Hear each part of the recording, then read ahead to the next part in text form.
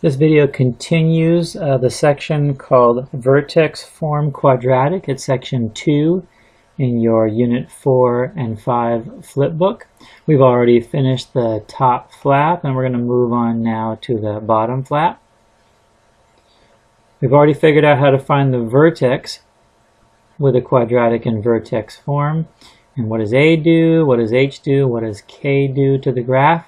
Now let's go ahead and figure out how to find the x-intercepts of vertex form. Now remember class, x-intercepts can be called zeros or solutions or roots as well. And this is a common thing to understand about x-intercepts. We've talked about this before in class. I'll do a quick sketch here. I did this in class for you. Every point that is on the x-axis has a y value equal to 0. That means to find the x-intercepts of any equation, all we do is set y equal to 0, figure out what y is, change it to 0, and then solve for whatever the variable is. Well, that's messy, but you get the picture. So y is always equal to 0 when we're looking at x-intercepts. So I'm going to erase this now. Let's go ahead and draw this out. All right. So for this answer, how do I find the x-intercepts? You're going to set y to 0.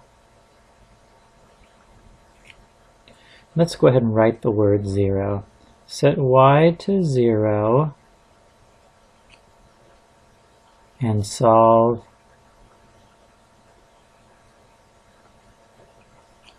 for x.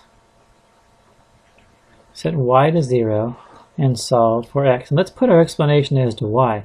We know this because the x-intercepts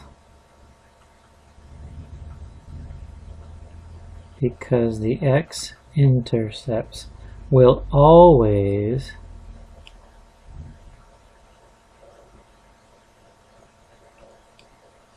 have a y value of 0.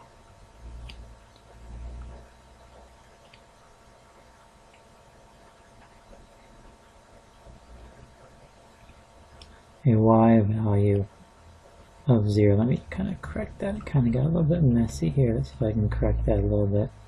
Have a y value, not or, how about of? Okay, so that rule is going to help us to solve this. All right, so let's go ahead and take our equation that we have here. We're going to write this down. It is y equals -2 times x minus 3 squared plus 4. Let's go ahead and bring that equation down here. Y equals -2 times x minus 3 squared plus 4. What we're going to do is we're going to rewrite that equation and change y to 0. And then all we'll have to do is solve for x. That'll take a couple steps to do, but it's not real difficult math.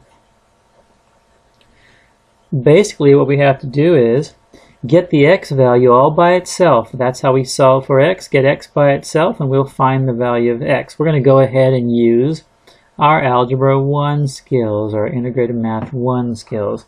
First thing we want to do is take anything that's not connected directly to the x value, which is over here. You see this plus 4? We can move that to the other side. We do that by subtracting 4 from each side. We subtract 4 from this side, the 4 goes away and it ends up over here. Of course, when we subtract, it changes to a -4 on this side. So our first step for solving for x is to move this k value over to the other side. Okay, the next step is we got to get this -2 off of the x term. So to get rid of the -2, we can't subtract it or add it because it's not being added, it's being multiplied. So to undo multiplication, we divide. So in this case, we have to divide both sides by -2. When we divide the right side by negative 2, this negative 2 cancels and or changes to 1, which means you don't have to write it. And we end up with x minus 3 squared. In your calculator now, take negative 4 and divide it by negative 2. Negative 4 divided by negative 2 is just positive 2. So here's our steps. In fact, let's go ahead and write these down so we can make a note of what we did here. I'm going to put this in gray. Okay, so let's put a note here. We're going to subtract 4. And in this step, we divide by negative 2. Now, what you subtract and what you divide by will be depending on your equation. So in this case, we had a k value of 4. We subtracted 4. We have an a value of negative 2. We divide by negative 2. And we end up with the orange step. Next step here is we have to remember we undo addition by subtraction. We undo multiplication by division. We undo a square by square rooting. So in this case, I'm going to make a note here. We're going to square root. Square root both sides. What's going to be nice is, and I'll put this in gray so we see it different from the orange. We're going to square root both sides. And something we're going to cover in class is when you square root the left side, you have to understand there are two possible answers over here. There's the positive value and there's a negative value. So as soon as we square root both sides, the left side has two possible answers. So now we're going to write the next step. When we square root both sides, we end up with plus or minus the square root of 2 on this side, and the square root cancels the square, so we just end up with x minus 3. And I don't have to write the parentheses anymore because they're not doing anything anymore. Okay, x is almost by itself. All we have to do now is move the negative 3 to the other side, and we do that by adding 3. Add 3 to both sides. And we add 3 to both sides. I'm going to draw a little bit further to the right here. X and the negative 3 goes away and leaves us with x. And on the left side, we end up with a positive 3 because we're adding 3 to both sides. I always put the 3 in front of the square root. You'll see why. And really the reason why is because now the answer becomes our possible values of x are 3 plus or minus the square root of 2. So x is equal to 3 plus or minus the square root of 2. So our possible answers are 3 plus the square root of 2, and our second possible answer is 3 minus the square root of 2. If we put those in our calculator, we can check and see what those answers are. So let's do 3 plus, let me see if I have a square root here somewhere. I think I do. It's a new calculator. Here it is. 3 plus the square root of 2. And that's approximately 4.4. Let's just round it to 1 decimal. So in our answer here, we're going to go ahead and put our answer. So x, oops, I'll make that green. X equals, and here's our two possible answers. Use pointy parentheses to give a list of numbers, possibly 4.4. And let's go ahead and take a look at our other one. Let's do 2 minus the square root of 2. And we've got 0.58. You know what? I just typed that in wrong. Sorry, it is 3 minus the square root of 2. Try that again. And that's 1.58. We can round that to 1.6.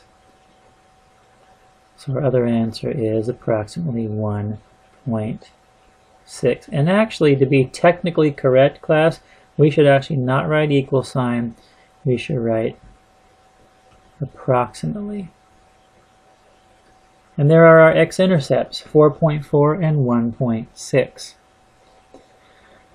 Okay, let's find the y-intercept.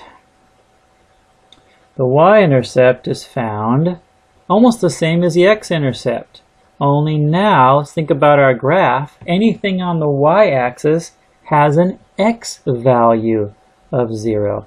And up here, you know what, if you want to go ahead and make a little graph here, and just put some points on here to remind us that y, I should have just left that graph on there, y equals 0. So over here for the y-intercept, we can draw that same graph and just remind us that anything on the y-axis has an x value equal to 0. So to find the y-intercept, set x to 0.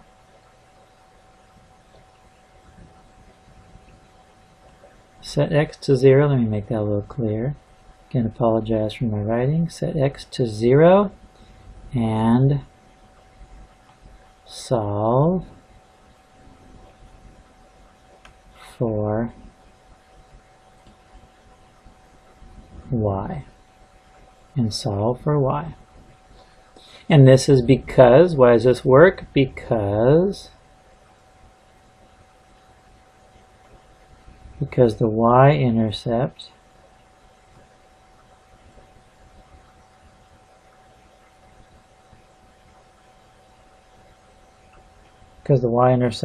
will always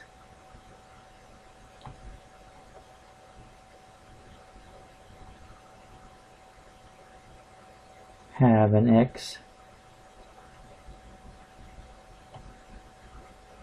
value of 0.